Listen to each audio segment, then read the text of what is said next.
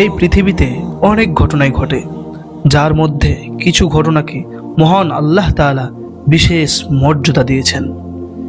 এরকম একটি ঘটনা হলো ইসরা ও মেরাজ। একটি রাতের মধ্যে সংঘটিত হয়েছিল নবী মুহাম্মদ সাল্লাল্লাহু আলাইহি সাল্লামের আসমানি সফর। এটি মানব ইতিহাসের অন্যতম রহমতের ঘটনা, যা প্রিয় নবী মুহাম্মদ সাল্লাল্লাহু আলাইহি সাল্লামকে আল্লাহ প্রদর্শন করিয়েছেন। তায়েফের ময়দানে তায়েফবাসীরা যখন রাসূলুল্লাহ সাল্লাল্লাহু আলাইহি সাল্লামকে কঠিনতম কষ্ট দিলেন, তার পুরো শরীরকে রক্ততে ভিজিয়ে দিলেন, তাকে অপমানিত করতে চাইলেন, তাকে অপমান করলেন, তখন আল্লাহ তাকে বিশেষ সম্মান দিতে চাইলেন। এক রাতে নবী সাল্লাল্লাহু আলাইহি সাল্লাম কাবা শরীফের কাছে শুয়ে বিশ্রাম নিচ্ছিলেন। হঠাৎ তার কাছে এলেন ফেরেশতা জিবরিল আলাইহিস সালাম। নবীজি সাল্লাল্লাহু আলাইহি সাল্লাম তখন পবিত্র ঘরেই ছিলেন, আর সেই ঘরটি পবিত্রতা, একান্ততা এবং ইবাদতের জন্যই পরিচিত ছিল। জিবরাইল আলাইহিস সালাম নবীজি সাল্লাল্লাহু আলাইহি সাল্লামের কাছে এলেন এবং বললেন যে আল্লাহ তাআলা তাকে একটি বিশেষ সফরে ডাকছেন। নবীজিকে সফরের জন্য প্রস্তুত করা হলো এবং আল্লাহর নির্দেশে একটি বিশেষ বাহন পাঠানো হলো, যে বাহনটার নাম হচ্ছে বুরাক। বুরাক ছিল এক অপূর্ব সৃষ্টি, যা বিদ্যুতের চেয়েও দ্রুতগামী ছিল। এই বুরাক যে কত দ্রুতগামী ছিল তা আপনাকে বলে বোঝানোর মতো ক্ষমতা আমার নেই। এই বুরাক পৃথিবীর সবচেয়ে বড় দ্রুতগামী বাহন। এই বুরাক লাইট স্পিডের চেয়েও দ্রুতগামী যায়। এই বুরাক আলোর গতির চেয়েও দ্রুতগামী যায়। নবীজি সাল্লাল্লাহু আলাইহি সাল্লামকে বুরাকে চাপানো হলো এবং নবীজি সাল্লাল্লাহু আলাইহি সাল্লামকে নিয়ে বুরাক চলতে শুরু করলো। এটি এমন দ্রুতগামী বাহন ছিল যে যেখানে চোখের দৃষ্টি শেষ হয় সেখানেই বুরাক পৌঁছে যেত। জিবরাইল আলাইহিস সালামের সঙ্গেই নবীজি সাল্লাল্লাহু আলাইহি সাল্লামকে বাইতুল মুকাদ্দাসে নিয়ে যাওয়া হলো। এ সফরের এই অংশকে ইসরা বলা হয়। বাইতুল মুকাদ্দাসে পৌঁছালেন নবীজি সাল্লাল্লাহু আলাইহি সাল্লাম।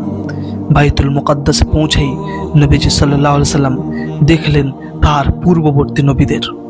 তাদের মধ্যে আদম আলাইহিস সালাম, ইব্রাহিম আলাইহিস সালাম, মুসা আলাইহিস সালাম, ঈসা আলাইহিস সালাম, আরও অনেক নবী ছিলেন। নবী সাল্লাল্লাহু আলাইহি সাল্লাম সেখানে নেমেই তাদের সঙ্গে সাক্ষাৎ করলেন। আল্লাহর আদেশে নবীজি সাল্লাল্লাহু আলাইহি সাল্লাম তাদের ইমামতিতে নামাজ আদায় করলেন। এটি ছিল এক গুরুত্বপূর্ণ মুহূর্ত। এরপরেই শুরু হলো আসমানের দিকে সফর, যা পরিচিত মেরাজ নামে। জিবরাইল আলাইহিস সালাম নবীজি সাল্লাল্লাহু আলাইহি সাল্লামকে বললেন, এখন চলুন আমরা আরো উপরে যাব। এক এক করে আসমানের সিঁড়ি বেয়ে তারা উপরে উঠতে লাগলেন। প্রতিটি আসমানে আলাদা আলাদা নবীর সাথে নবীজি সাল্লাল্লাহু আলাইহি সাল্লামের সাক্ষাৎ হলো। নবীজি সাল্লাল্লাহু আলাইহি সাল্লাম জিবরাইলকে নিয়ে যখন প্রথম আসমানে পৌঁছালেন, প্রথম আসমানে পৌঁছেই নবীজি সাল্লাল্লাহু আলাইহি সাল্লাম দেখলেন হযরত আদম আলাইহিস সালামকে, যিনি মানব জাতির প্রথম নবী। তিনি নবীজি সাল্লাল্লাহু আলাইহি সাল্লামকে উষ্ণ অভ্যর্থনা জানালেন। এখানে জিবরাইল আলাইহিস সালাম নবীজি সাল্লাল্লাহু আলাইহি সাল্লামকে জানালেন, এই হলেন আদম আলাইহিস সালাম, যিনি আল্লাহর নির্দেশে প্রথম মানুষ তৈরি হয়েছেন। আদম আলাইহিস সালাম দুই দিকে তাকাচ্ছিলেন, একবার তার ডান দিকে, একবার তিনার বাম দিকে। আদম আলাইহিস সালাম যখন ডান দিকে তাকাচ্ছেন তখন অনেক খুশি হচ্ছেন, কিন্তু যখন তিনি বাম দিকে তাকাচ্ছেন তখন তার চোখ বেয়ে অশ্রু ঝরছে, তখন তিনি কান্না করতে শুরু করছে। এই দৃশ্য রাসূলুল্লাহ সাল্লাল্লাহু আলাইহি সাল্লাম দেখলেন।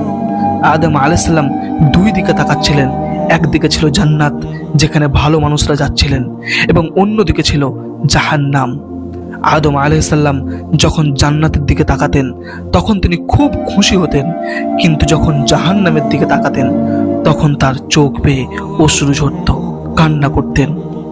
কেননা হাজার হলেও তিনি একজন পিতা, তিনি একজন বাবা, তিনি পৃথিবীর সকল মানুষের বাবা। তার সন্তানেরা যখন জাহান্নামের দিকে যায় তখন তার মনে তো দুঃখ হবেই, তিনি তো কান্না করবেনই।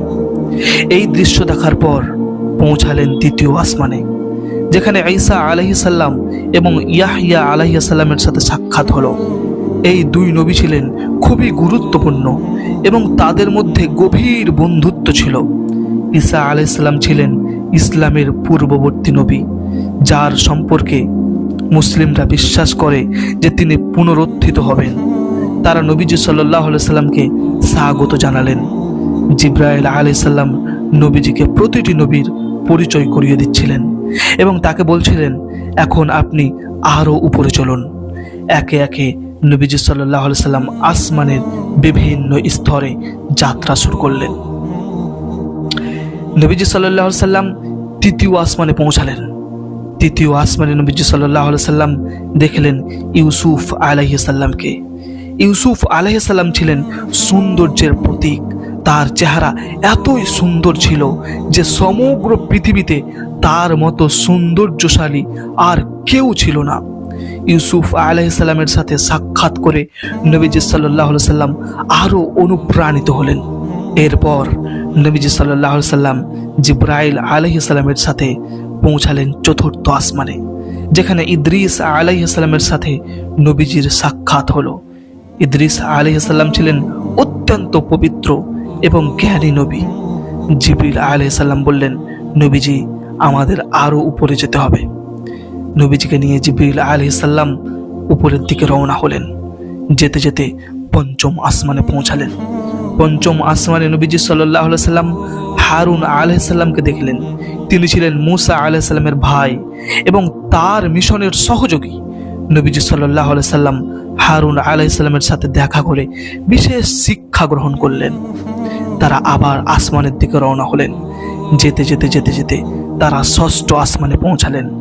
ষষ্ঠ আসমানে হযরত মুসা আলাইহিস সালাম নবীজি সাল্লাল্লাহু আলাইহি সাল্লামকে স্বাগত জানালেন। তিনি ছিলেন অন্যতম একজন বড় নবী। মুসা আলাইহিস সালামের সাথে দেখা করে নবীজি সাল্লাল্লাহু আলাইহি সাল্লাম অনেক গুরুত্বপূর্ণ বার্তা শুনলেন। মুসা আলাইহিস সালাম কেঁদে ফেললেন এবং বললেন, আপনার উম্মত আমার উম্মতের চেয়েও বেশি হবে। তিনারা সেখান থেকে রওনা দিলেন আসমানের দিকে। যেতে যেতে যেতে যেতে সর্বশেষে তারা সপ্তম আসমানে পৌঁছালেন। সপ্তম আসমানে যেখানে নবীজি সাল্লাল্লাহু আলাইহি সাল্লামের সাথে ইব্রাহিম আলাইহিস সালামের সাক্ষাৎ হলো। ইব্রাহিম আলাইহিস সালাম সেই নবী যিনি আল্লাহর বন্ধু ছিলেন। ইব্রাহিম আলাইহিস সালাম সেই নবী যাকে খালিলুল্লাহ বলা হতো, অর্থাৎ আল্লাহর বন্ধু। ইব্রাহিম আলাইহিস সালাম সেই নবী যাকে হাজারো পরীক্ষা দিতে হয়েছে এবং তিনি প্রত্যেকটা পরীক্ষাতেই পাস করেছেন।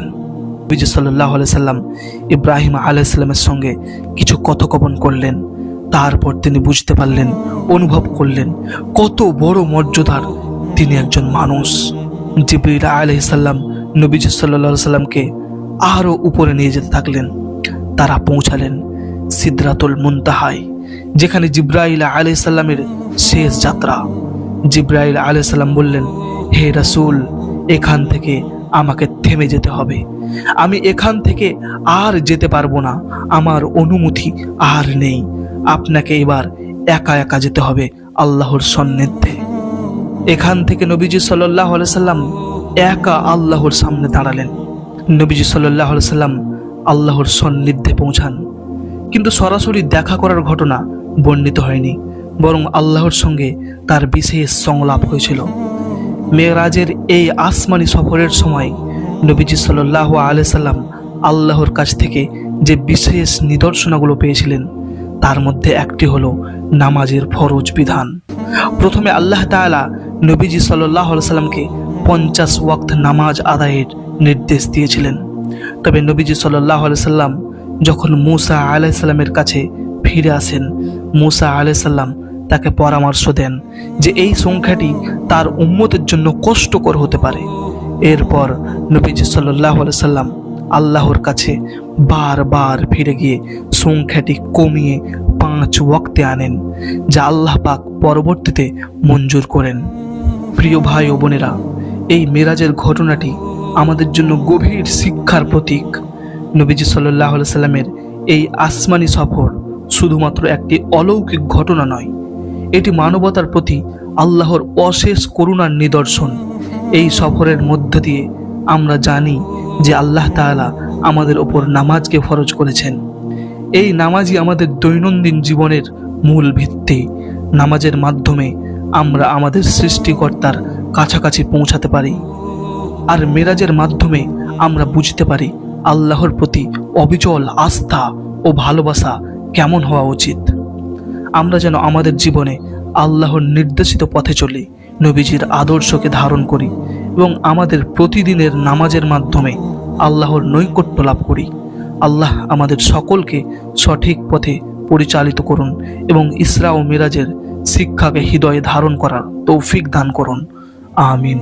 সাথে থাকবেন, দেখা হচ্ছে আবার এই সিরিজের পরবর্তী ভিডিওতে। আসসালামু আলাইকুম ওয়া রাহমাতুল্লাহ।